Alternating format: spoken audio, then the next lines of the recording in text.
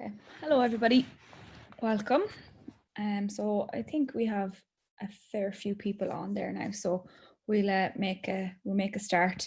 So just hello to everybody. I'm sure some of you have been on the last few webinars, but for any of you who haven't, my name is Chloe.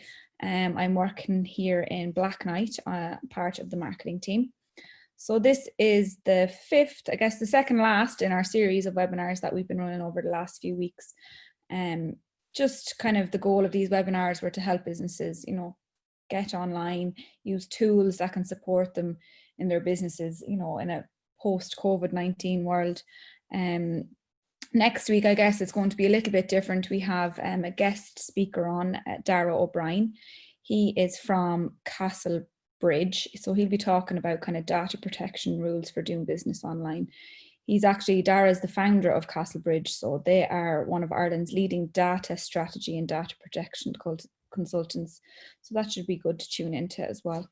Our webinars are roughly about 45 minutes long. So Con, my colleague, is going to give a 25-minute presentation, and then we'll have time for questions and answers at the end. So if anybody does have any questions, just pop them into the Q&A section there at the bottom of your screen, or either into the chat even is fine as well.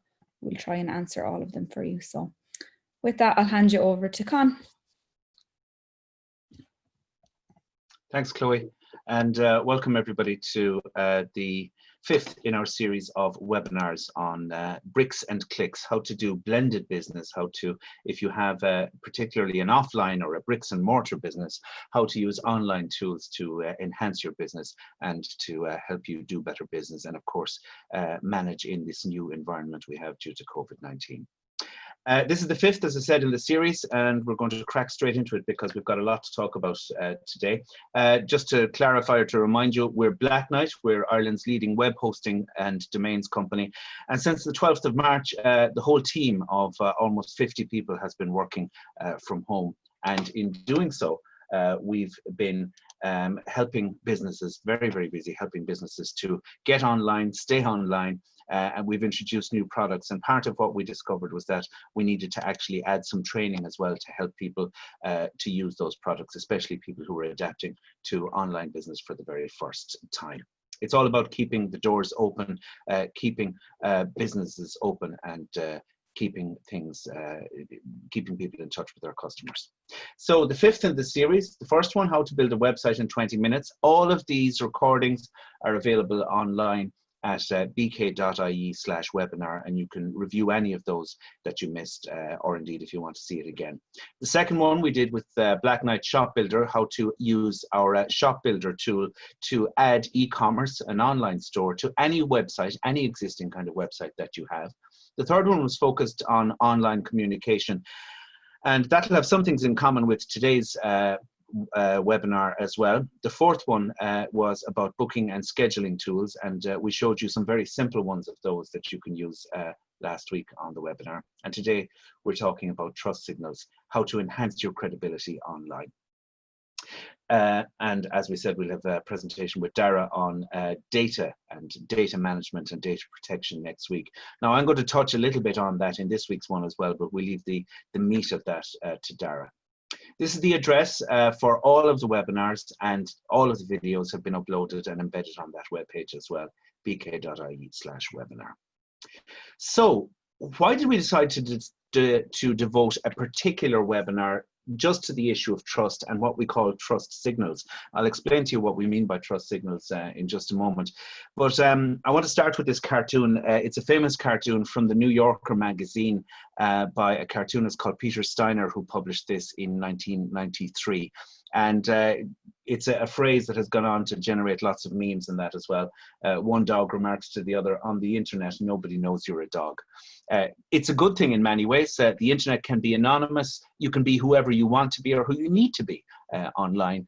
And it has given an opportunity for people to express themselves. It's also had a downside as well.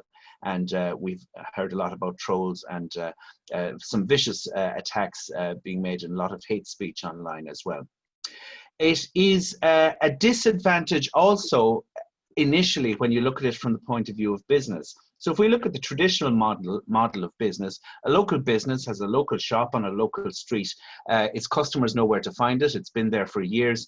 It has credibility that's built up over time. We know the people who run that shop. It has a history and it has goodwill. So the question becomes, how can we replicate the kind of trust that a traditional bricks and mortar business has online? Well, let's start by looking at how businesses which are offline, in the offline world, signal trust and signal confidence as things are right now. So let's look at banks for a start. Banks build imposing buildings, solid stone, classical architecture. The message they're giving out is that you can trust us. We've been around a long time. We're not going away. We're here to stay. Smaller business mightn't be able to invest in classical columns, but a brass plate says you're here for the long haul. Even better if it's an old and worn brass plate with your name on it. You can say you've been around for a while. More important, though, than these physical signals, remember, these are just signals or symbols. They stand for something else, and they stand for a business's reputation. And in fact, more important than these kind of physical symbols is word of mouth reputation and what kind of a reputation or a history that the business actually has. This is Warren Buffett. He's one of the richest men in the world. He's the CEO of investment company Berkshire Hathaway. And in 2005, he and his friend, fellow billionaire Bill Gates, were on a panel at the University of Nebraska.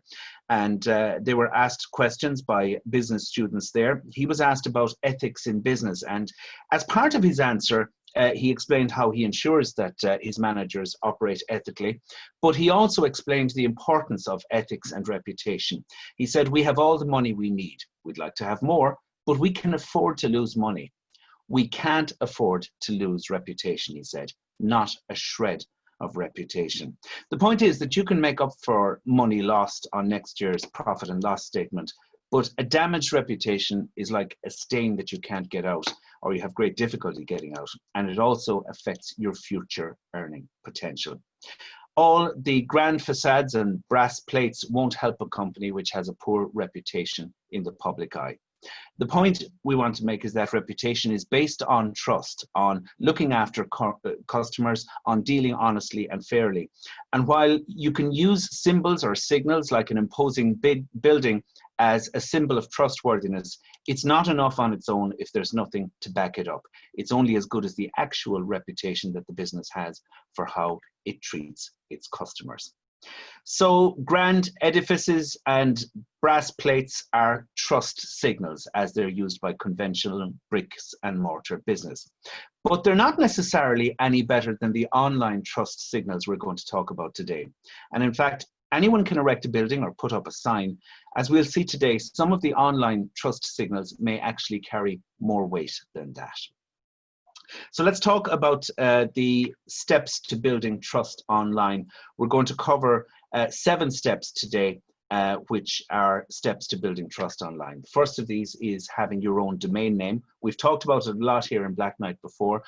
We've mentioned some of the previous webinars that you don't build your business on someone else's platform.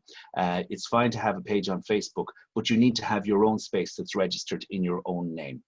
We're going to talk about digital security certificates, or SSL, and the encryption that they enable and the importance of that encryption, and why everyone has to have that essentially nowadays. Basic company information. You need to have an about page. You need to have contact information on your page. There are company registration office requirements, legal requirements, but these are also trust signals for your customers as well. We'll touch, as I said, on data protection and its importance and how it's not just a legal requirement, but it's also a trust signal. We'll talk about third-party accreditation and how that can help your business have trust in the eyes of customers. And we will also talk about customer review systems, services such as Trustpilot, which Black Knight uses. And finally, we'll talk about social media engagement and how you can build up trust by actually responding to your customers online. So the first of those is domain names. So we talked about a bank or a building or a premises.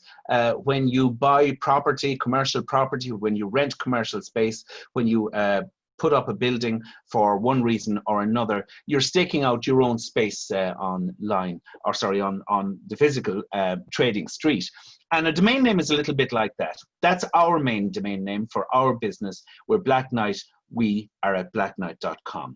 We're also at blackknight.ie, and I'll talk about that as well, and about the importance that different domain extensions may have depending on the type of market that you're trying to establish trust with.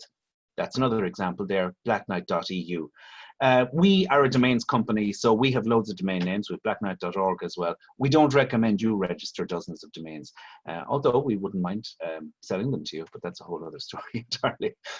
We also have blackknight.rocks in this case, which we're using, by the way, as our demo site for this series. You can see if you visit that site that we have built it using our Black Knight site builder, and we have an online store on that site using Black Knight Shop Builder as well. So the importance of a domain name is that it's your own space and that it is registered essentially to you. And this is a signal of trust. And this is backed up, in fact, by research. So we're referring here to research conducted by the IE Domain Registry in March of 2017. They surveyed 1,000 Irish consumers. Almost 2/3 of those said they have little to no trust in businesses that use free email addresses like Gmail and Aircom. In contrast, 77% said they trust companies that use professional email addresses, for example, something like customer service at mylocalbusiness.ie. Companies have 4 times more trust in a company that has consumers, I should say, have 4 times more trust in a company that has a website versus one that does not.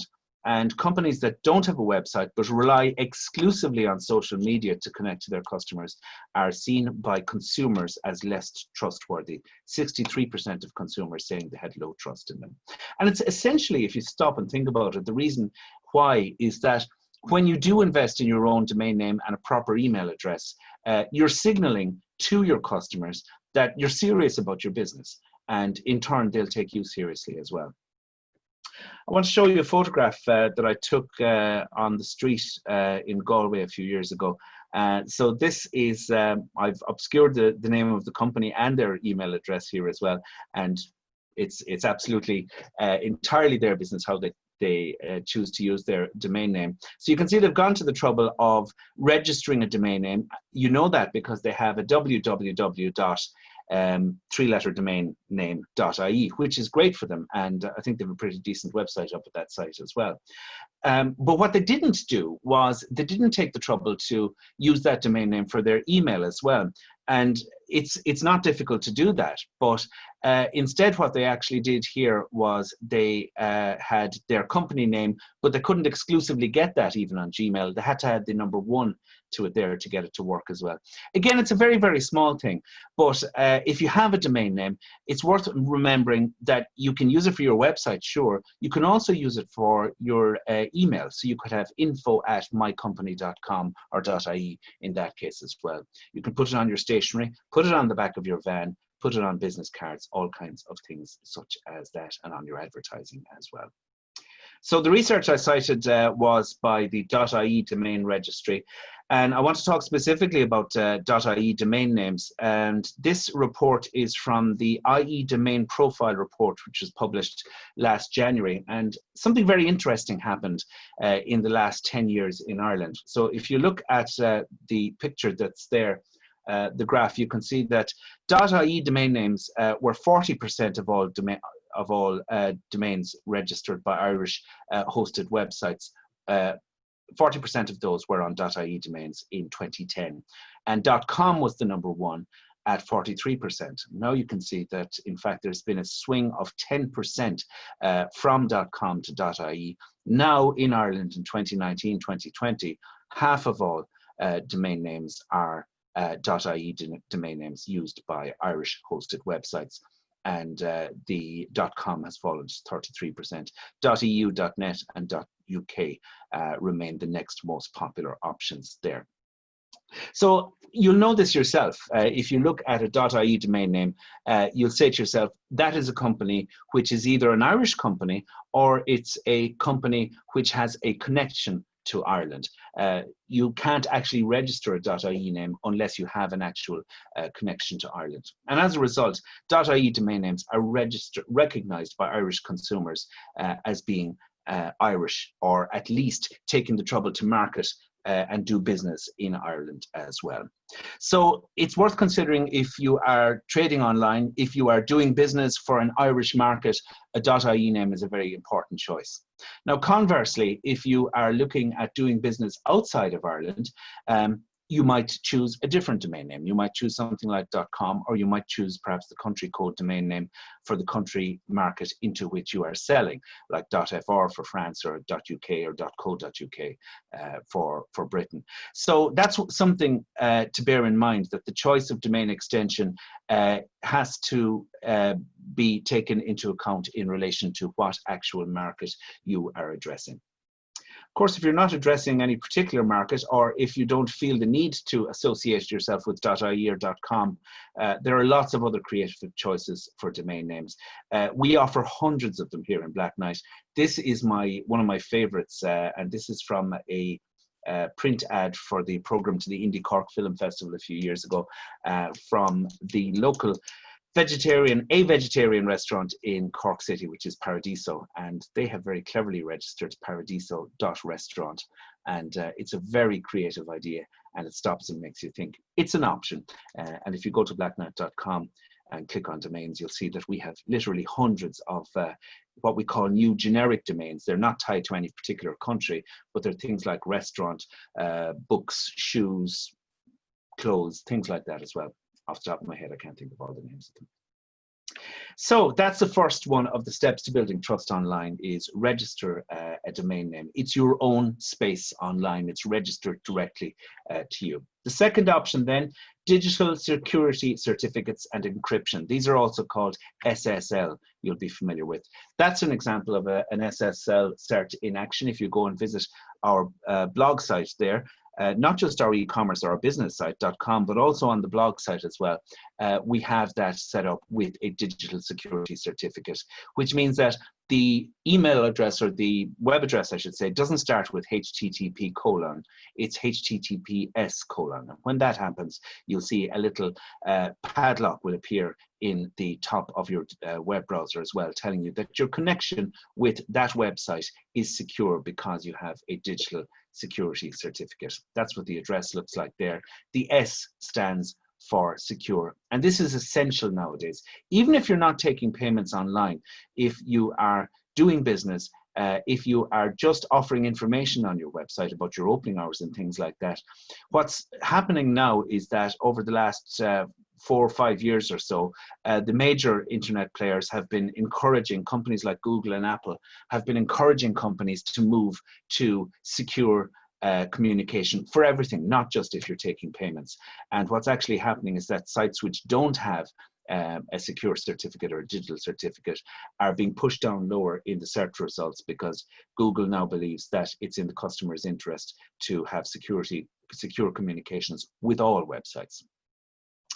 That's SSL certificates, and one of the options that's available, one of the steps to signaling trust online. Another one of these is having your proper company information on your website as well. And it's a legal requirement, obviously, for companies registered with the Company Registration Office, but it's also, you have to display your company number and your address on all publications. That includes websites and email signatures. It's also a trust signal.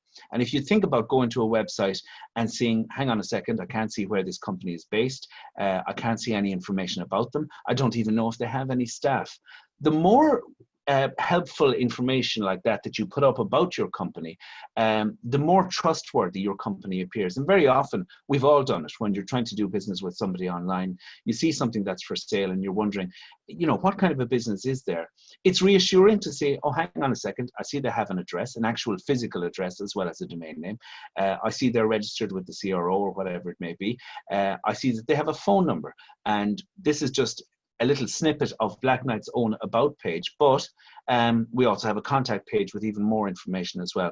One caveat in relation to that is, do not and we mentioned this in our communications webinar as well, remember not to, or try not to publish communications channels which you're not actually answering.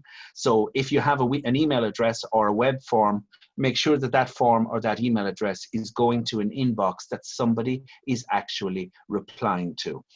Similarly, if you have a phone number, make sure it doesn't just go to an empty voicemail or something like that. Make sure that it's being answered, or at the very least that there is a message saying, thank you for contacting my company.xyz or whatever. Please leave a message and we'll get back to you as soon as possible, or something like that. Make sure that you're able to respond to communications for any contact details that you've actually published. So those are the first three. Have a domain name, have an SSL cert, and have your company information online. The fourth one there is about data protection. Now, data protection obviously has extra teeth associated with it since GDPR came into force there a couple of years ago. I'm not going to go into GDPR in details, as I'll just go over some of the main principles involved, and the reason is that they're going to be covered in detail. The essentials of data protection are going to be covered in detail next week by Darragh O'Brien from Castlebridge in the 6th webinar of this series. But very briefly, I'm going to outline what the principles involved are, and why these aren't just legal requirements, they're also important reassurances and trust signals towards your customers as well. So the first of those is lawfulness, fairness, and transparency. That's a requirement of GDPR. It's also something that you need to be able to reassure your customers about as well.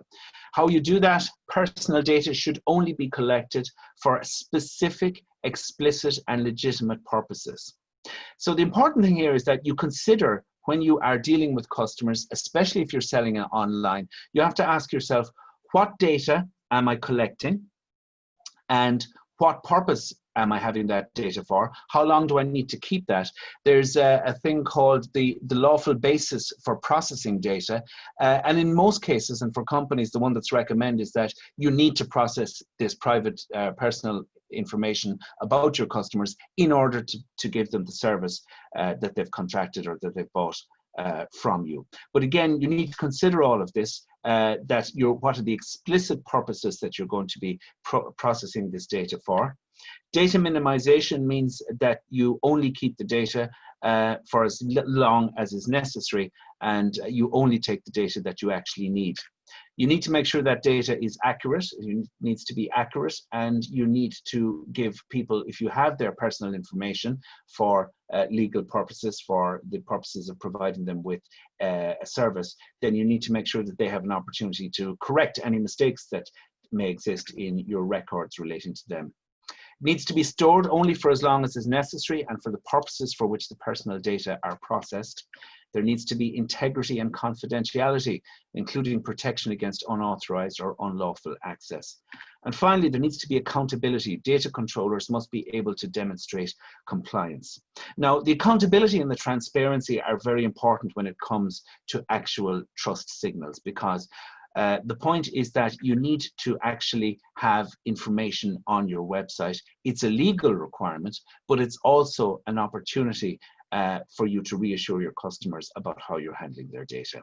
So your website should include a data protection statement and a website privacy policy, which explains what kind of processing is done in relation to cookies and things like that on your website as well. As I said, we're going to leave this until next week for Darragh O'Brien to actually cover in the data dimension webinar, which is specifically going to focus on this. I just wanted to touch on it here to point out that it is relevant in terms of signaling trust and establishing trust with your customers. I'm going to just link here to 2 additional resources that are, I think, of interest and worth reading up on, because for most cases, your data processing should be as little as possible, at the minimum that's needed to actually provide the service to your customers. But it helps to read the introductions to GDPR and to understand what is needed in terms of designing that in right from the start. So dataprotection.ie is provided by the Data Protection Commissioner here in Ireland, and the British Commission as well is also worth looking. They have data there on their site at ico.org.uk, and if you search that site for a guide to GDPR. And of course, next week we're going to have the webinar with Darragh O'Brien from Castlebridge Data Protection Consultants, and that's on the title of the data dimension. Back to our menu again. We've covered data protection, company information, SSL certs, and domain names. I want to talk about third-party accreditation and explain, I suppose, what I mean about that. One example of it is, for example, if you have a registered company, and again, you have that information on your website, it points out that you're incorporated and that you have there are certain legal requirements that everybody understands in relation to company directors here in Ireland. Another opportunity to get accreditation is to be affiliated in some way with trade and professional bodies for one reason or another. Black Knight has signed up as members of different organisations, including Guaranteed Irish, because that's a particular market and a particular community that we want to identify with, and a particular message that we want to signal to our customers. There's also standards certification, and you can see next to the Guaranteed Irish logo there is our certification for ISO 27001. This kind of certification is not handed out for nothing, and there's a lot of work that goes into complying and making sure that you meet whatever certification that is. In this case, ISO 27001 is for information security management systems, and it's very vital because we're a data company essentially that we have that kind of certification, and in fact some customers will insist on that before we're allowed to tender, for example, for certain contracts. So again, individually for you as businesses, the particular kind of affiliations or accreditations or certifications that you may go for will depend on what kind of trust signals you want to send and who you want to send them to. It's important to remember that everyone will have conditions for compliance of one sort or another. And you have to ask yourself then, is this particular one worth it from my point of view? Does it achieve what I want to do? Does it send the right signals to the right people? So in our case, because we're a domain registrar, the most important one perhaps that we've had for a long time is ICANN accreditation. That's accreditation with the Internet Corporation for Assigned Names and Numbers. It means that we're entitled to work as a domain registrar and to register with registries of generic domain names. There are hundreds of those now in the world, and we are fully accredited to register any one of those as well. Guaranteed Irish is there beside it, totally unrelated to ICANN accreditation, but it's there because that's a different message that we want to send, which is no less important as well, that we're an Irish company, that we've come up from startup roots, based in Carlow, and that we know what it's like for Irish businesses, and we're here to help and support as well. We're also members of lots of other industry associations. Again, this is a screen grab from our About page, just indicating some of the industry associations, some of the accreditations, and some of the partnerships we have with suppliers as well. Again, these are all trust signals, because behind each one of these little logos, a contract has been signed and negotiated, and work is done. And these are companies and organizations that we trust and that they trust us in return. Again, this sends trust signals to current and potential customers as well. So that's third-party accreditation. The next thing I want to talk about is customer reviews. And you can see that down at the bottom there, next to the ISO logo, there's a logo for a company called Trustpilot. Now, Trustpilot is the company that we use in order to organize independent customer reviews of our product. And this is a way of getting that kind of word of mouth recommendation that I talked about, that bricks and mortars business managed to have without any effort at all. It's important that these reviews are independent. So that's why we use a third-party site to take reviews such as that and give people the opportunity to review our service, and to do so completely independently of us. What we do essentially is we send an email shortly after a customer signs up with us or buys a product for us and says, thanks for buying the product, we hope it's going well. If you'd like to review our service, please click here to visit Trustpilot, and you can do so independently, and you can do so anonymously, in fact, if you choose to do so as well. Again, Trustpilot is the one we've chosen to use. There are other things as well that you can do. You can encourage people to review you on TripAdvisor, for example, if you're in the hospitality industry. There are other options out there as well. But the importance is that people have that opportunity to independently and indeed anonymously review your products and services. This is what the Black Knight page looks like on Trustpilot, and you can see we've had 1,915 reviews, and we're currently at a rating level of 4.7 out of 5 there as well. And then it's very interesting because you can include that Trustpilot logo, and you can say to people, look, we're independently reviewed, check it out yourself, and indeed you can review us as well if you want to. And Trustpilot also comes with some interesting integrations, for example, to social media and stuff like that. This is a peep at the back end of it, a screenshot that I took this morning, and this is an image that we can then use on our social media. That's a genuine review, in fact, from a customer that came in yesterday. And we have the option to tweet that and post it on Instagram and other things like that as well. So that is customer reviews, the sixth point that I wanted to make today. And just, I suppose, when I'm talking about social media engagement, it's fitting that it follows on from the Trustpilot reviews and the fact that we would occasionally toot our own trumpet online and on our social media channels as well. Because it leads right into the fact that I want to talk about those social media channels and the importance of engaging fully with people as much as you can online on those. Again, it's a commitment, and you have to bear that in mind as well. And it's also important to say that it's not a substitute for having your own website, but it is important to be where the people are. So in Black Knight, we're on Facebook. That's a look at our Facebook page. We're on Twitter. We're on Instagram. And we're also on LinkedIn, among other places as well. And we will post different kinds of content on those different pages depending on who we're actually talking to, or depending on what kind of network it is, because they all have a subtly and slightly different audience. You can see just there in our Instagram page, we've got a nice picture of our office refurbishment, which is going on at the moment, which we're all very excited about. And in fact, only a few people in the company have seen it, because we're all, for the most part, still working from home. So the point about social media engagement is to think about who you're trying to reach customer-wise, who are they and where do they congregate, and that then informs which social media platforms you want to be on. Have your own website. This is very important, but use social media wisely and send people back to your website to do business.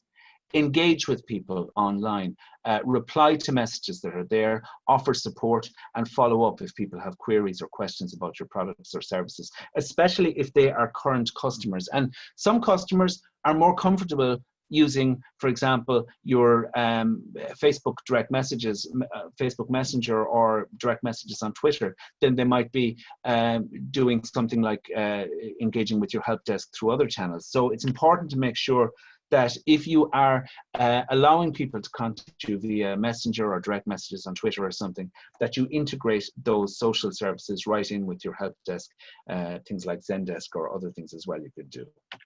And don't just talk about business. You can talk about the weather. You can talk to people about other things that may or may not be interesting to them. You can have that chat like you'd have at a customer counter when you're talking to people, especially if they're customers that you already know. You can have that personal interaction with people and that as well. It's about building up a relationship. It's about having a conversation. It's about being there and engaging with people online. It's not to be sneezed at, and it's well worth bearing in mind.